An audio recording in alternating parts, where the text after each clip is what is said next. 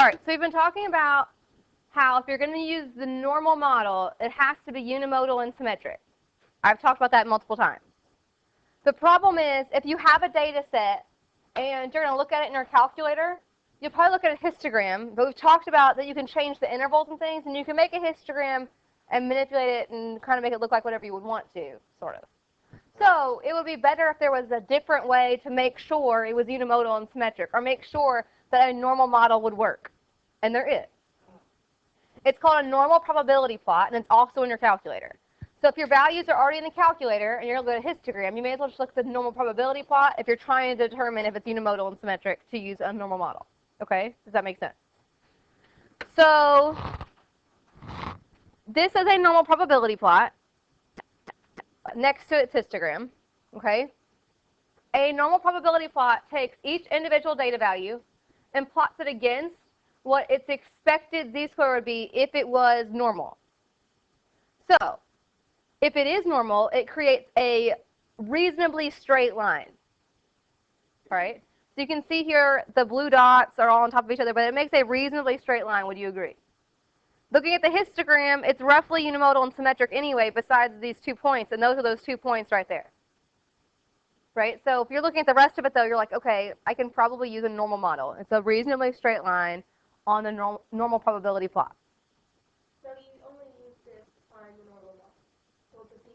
So to see if you can use a normal model, yes. And we're going to use it a lot after Christmas, because again, checking a histogram may or may not tell you very much. If, you know, depending on what the intervals are, you got to have a 4 bars on your histogram. You can make it have 10 bars on your histogram, and then you've changed the shape, maybe. So this helps you confirm. Okay. Here's another one. You can see in the histogram that it's skewed. Well, if you look at the normal probability plot, you can see that it's got this like curve in it. So that is not a reasonably straight line. So we would not want to use a normal model to represent this data. Okay. You can do this in your calculator. Okay, I will show you. I have random data in here from a different question. But if you go to stat edit, and you have some numbers in there, or whatever, you don't have to. You can just watch.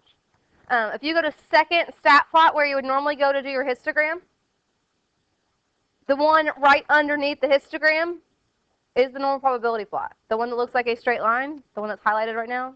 All right, notice that it looks like a straight line. That's going to help you figure out which one of the line graphs to use. Okay? It's going to ask you whether you want to put your data on the X or Y axis. It doesn't matter. If you hit graph and you hit zoom 9, all right, there's the data I had in my calculator. Again, it was random data from something else. But it looks like that data is not reasonably straight. There's a bend in the middle. Right? So for whatever the data is that I have in my calculator, I can't even recall where it came from, then I would say I would not want to use a normal model.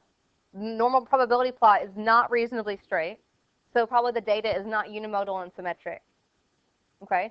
So it just helps you make a for sure confirmation of yes, you can use this, or no, you can't. Does that make sense? Okay. Everyone knows which one of these plots it is in their calculator. The one underneath the histogram. Okay.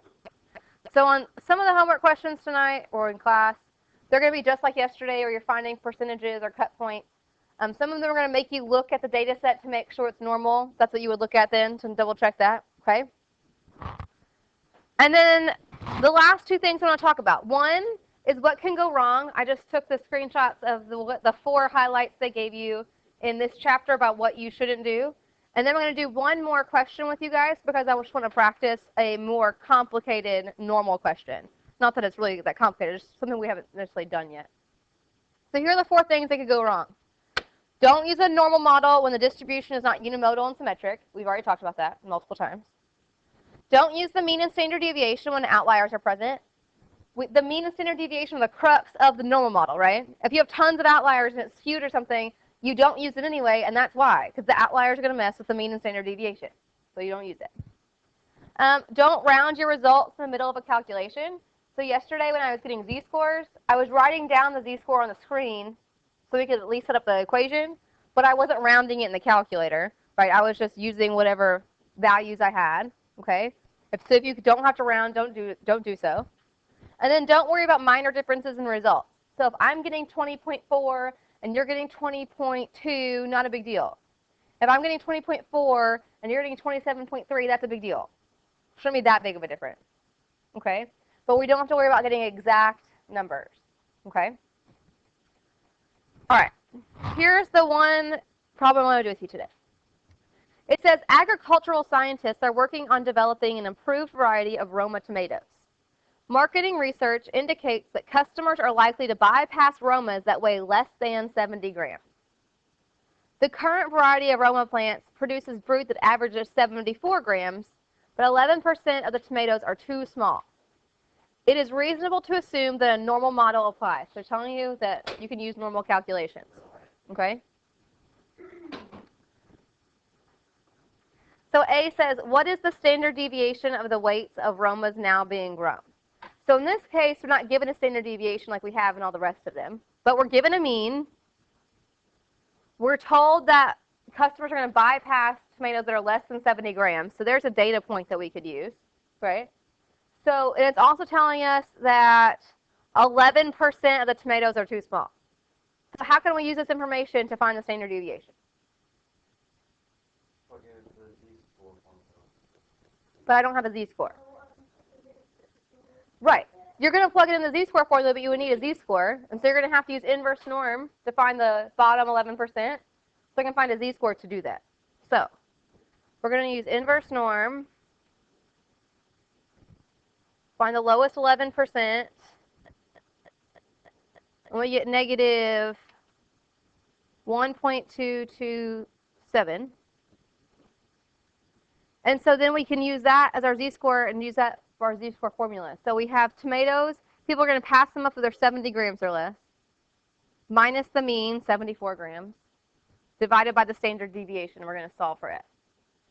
So you can cross multiply and divide.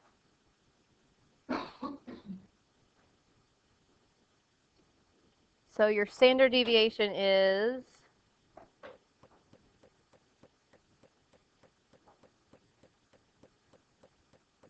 3.26.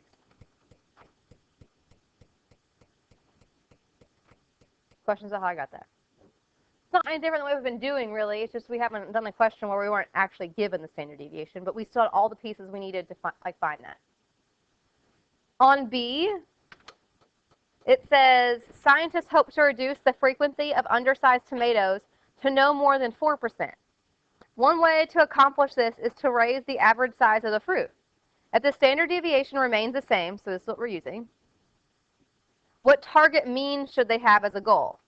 So now we're looking for people not to pass up the bottom 4%, right? So we need to use inverse norm again. Something to know what the bottom 4% z-score is. So that's negative 1.751. They're still going to bypass them if they're weighing less than 70 grams. But now we're trying to shift the mean, so I'm trying to find a new mean. So I'm going to solve for the new target mean. Minus 70, and then I'll have to divide by negative 1.